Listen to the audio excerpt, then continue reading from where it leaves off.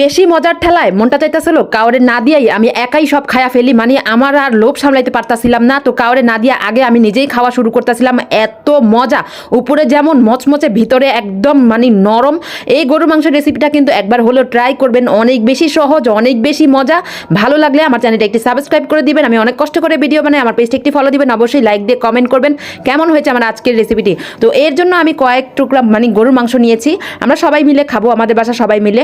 আর আমার তো মন চাইছিল আমি একাই সব খায়া ফেলি, এত বেশি মজা। তো এখানে আমি আদা রসুন বাটা, হলুদ, মরিচ, এলাচি, দারচিনি, তেজপাতা, পরিমাণ মতো একটু হালকা জিরা দিয়েছি, মানে আস্ত জিরা, বেশি না, অল্প একটু, সব আস্ত মশলা। তেমন কোনো ঝামেলা নাই, আহামরি কোনো মশলাও নাই, একদম বিনা ঝামেলা। এভাবে কিন্তু গরুর মাংসের ভাজাটা বা বলে যে গরুর মাংসের খোয়াব, এটা খেতে পারেন।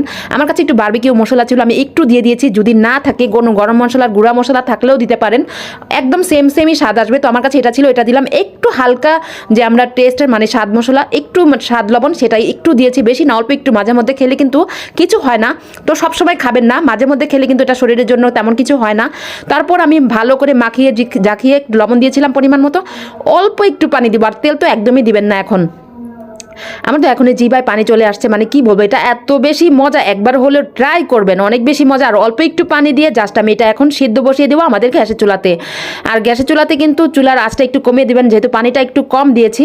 পানিটা কম দেওয়ার কারণ হলো এটা একেবারে মানে আমি শুকিয়ে ফেলবো। তো এই যে দেখেন, আমি গ্যাসের চুলা থেকে নিয়ে এসেছি সেদ্ধ করে, দেখুন একেবারে শুকনা করে আমি সেদ্ধ করে নিয়ে এসেছি। এখনই মানে আমি কিন্তু এক টুকরা খেয়ে ফেলেছি, মানে এটা এখনই রান্না হয়ে গেছে, অনেক বেশি মজা হয়েছিল।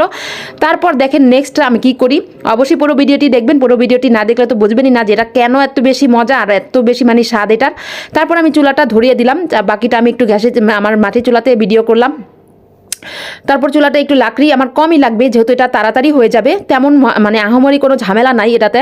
তারপর আমি একটু তেল দিয়ে দিয়েছি, তাহলে আপনারা সরিষার তেল দিতে পারেন, আমি সয়াবিন তেলটা দিয়েছি। তো সয়াবিন তেলটা দিয়ে আমি এখন এটা ছেড়ে দিলাম তেলের মধ্যে। এত বেশি একটা সুন্দর গ্রান আসতেছিল, মানে কি বলবো, আপনার মানে বাসার ছোট থেকে বড় সবাই খুব মজা করে খাবে। এমনকি মেহমান আসলে যদি কোনো সময় আসে, এরকম করে কিন্তু চটজলদি একটা নতুন রেসিপি হিসেবে এটা সামনে দিতে পারেন। আর যেহেতু কোরবানি সিজনে কিন্তু এই রেসিপিটা অবশ্যই একবার হলেও ট্রাই করে দেখবেন। দেখেন কালারটা কিন্তু অলরেডি চলে আসছে, একদম কম তেল দিয়েই ভেজে ফেলেছি। অনেকে আছে যে দেখায় আহামরি তেল লাগে, না তেমন না, অল্প তেলেই কিন্তু এটা ভাজা হয়ে যায়। তেল যদি বেশি দেন তাহলে কিন্তু তেল বেশি দিয়ে তেলটাও আপনারা ভাতের সাথে, গরম ভাতের সাথে বা এমনিতেও খেতে পারবেন, সমস্যা নাই। তারপর এই যে আমি এখন উঠিয়ে ফেলছি, আমরা যেহেতু এমনিই খাবো তাই তেলটা কম দিয়েছি। মানে কি বলবো, আমার জিভায় পানি চলে আসছে, আমি ভিডিও ভয়েস দিচ্ছি আর আমার জিভায় পানি চলে আসছে। একবার এই রেসিপিটা ট্রাই করবেন, অনেক বেশি মজা। সোজাসুজি কখনো মাংস ভাজতে যাবেন না, তাহলে কিন্তু ভিতরে শক্ত থাকে, মানে মাংসটা নরম হয় না।